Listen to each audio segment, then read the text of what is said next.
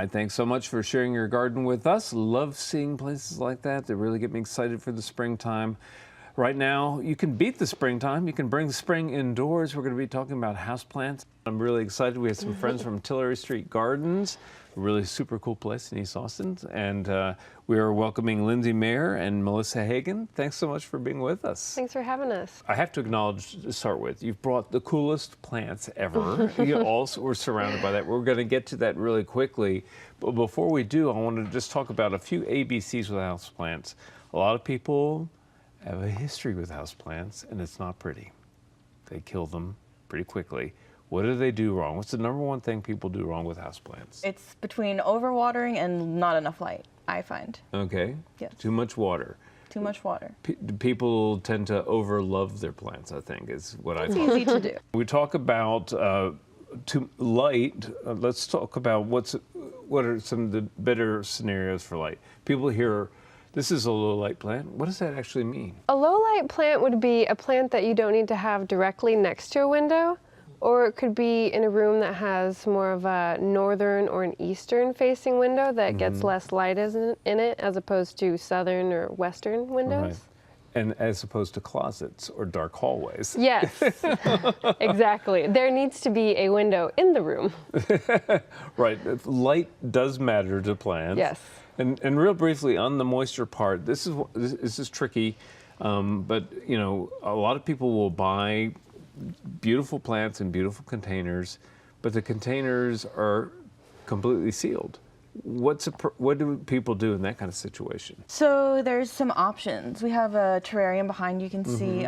It's lined with rocks at the bottom. Right. And we'll sell plants in clear containers. You just have to be careful when you water. You make sure you watch the water soak the soil and not too much water sit in the rocks. And sometimes I'll even hold the soil in, turn it sideways, and just drain any water that's sitting in the bottom of that container out. Right, and of course you can drill a hole in the container, put a tray underneath. Absolutely. Right? Yes. Yeah, and that's what I have done in the past. But and a lot of nurseries will do that for the customers. Of course, we do will. that, yeah. Yeah, that's because a lot of people don't have a ceramic drill bit at home. That's Sure. something I've noticed. Or an industrial-sized drill press. There you go. So let the professionals do that for you. And you'll want to do that because we have tons of really gorgeous plants around us. I think we'll leave the how-to part there. Just, you know, people should ask questions from people who know in the nurseries. That's why I like shopping at local shops, is you tend to be visiting with gardeners, people who actually know what they're talking about. I wanted to talk more about the pots as much as the plants. Well, the plants are glorious, starting with something called I think it's a window pane begonia, and it's in a striking container. Yeah, the looking glass begonia, it's just, we call it faked, when you keep the plant in its plastic pot and you put it in a pot that doesn't have a drainage hole. So that way you don't have to worry about drilling a hole, potentially making a mess on your countertop. You just take your plant out, keep it in the plastic, water it, and put it back. The pots here are super cool, and this is a new line of pottery that you've got. And pottery comes in every different kind now, right? Yeah, it does. Yeah, this is a new line that we just started carrying at our gift shop, and we sort of hand pick everything. And we just kind of try to pick things that we think look really nice and modern for people's homes, add a little splash of color or texture. You have an asparagus fern in one of them, and it's a striking pot. But this is a plant that, you know, I just love it. It's been around forever, but it's so elegant. Yeah, the Plumosa nanus, it hangs really nicely, so it does really well in macrame. I have one in macrame, and it's hanging like 3 feet down. It is really nice. Yeah, a dramatic looking plant. Absolutely. People should be aware that it does have a little thorn in there. Yeah, there are some spines on there, so be careful when you're picking it in your house, pruning. Yeah. Speaking of being careful, you brought a number of other things with you, including the most unusual pot ever in the history of Central Texas Gardener. A squirrel with a gun. A squirrel with a gun. I will say that a lot of squirrels are rather thuggish. We have some nursery squirrels of our own. Yeah. Yes. Do not turn your back on the nursery squirrels. No, they Never. will throw things at you. The owner of the nursery, his wife, Tracy Hudson, hand makes those pots. And we carry those. She makes a lot of other ones too that are also very unique. Yeah. But you also have little pint-sized terrariums. I'm going to hold this one up because It's so dang cute, you know, and it's populated not just by plants. That's one of the best plants to use in terrariums. Also, it's a Fittonia or a nerve plant. Comes in different colors and it's very forgiving. So you'll look and you'll think, oh no, I did let it get too dry. But if you water it, it will come back. It's very forgiving. Do you grow bamboo in some? Because I think pandas For the hungry panda? Yeah, for the hungry pandas need bamboo. Anyway, well, and just looking at this arrangement, though, I mean, it's striking patterns of the foliage. It's the cool pots. It's really unique. A lot of fun stuff here. Now, I know a plant for sunny situation. You know, the ficus family itself tends to really like, you know, bright light. You've brought a fiddle leaf fig, which I understand is really popular right now.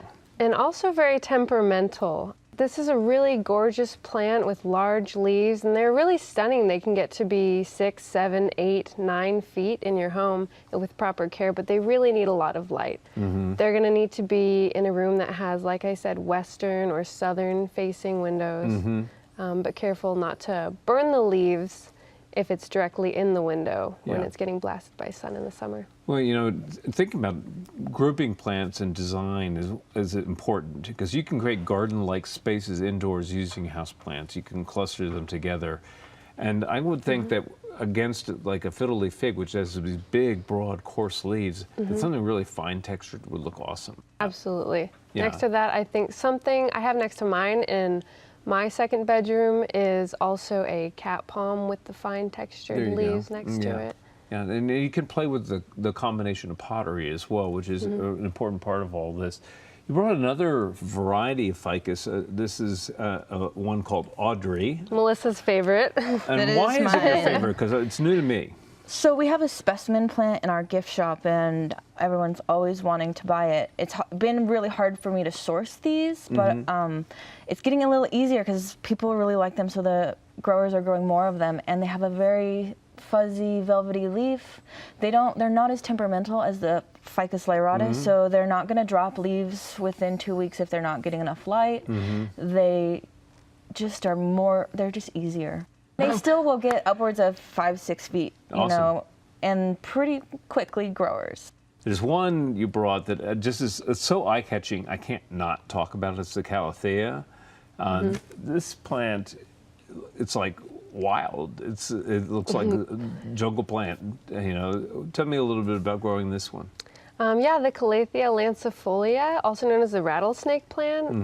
That's sort of more of a medium, low light plant. It can definitely take a little bit lower light. I've seen it in surprisingly low amounts of light. Yeah, and it's also a really interesting plant because like many of the plants in the prayer family, it actually starts to close at night. Yeah. So you'll see the leaves sort of twitching and moving as the sun's going down. We're going to have to wrap it up on that note, but Tiller Street Gardens in Tiller Street, super cool place, a great place to hang out and just really get to know some plants. I really appreciate you all being with us. Thank you. Thanks for having us. So nice to have us on. Always a pleasure. And coming up next is our friend Daphne.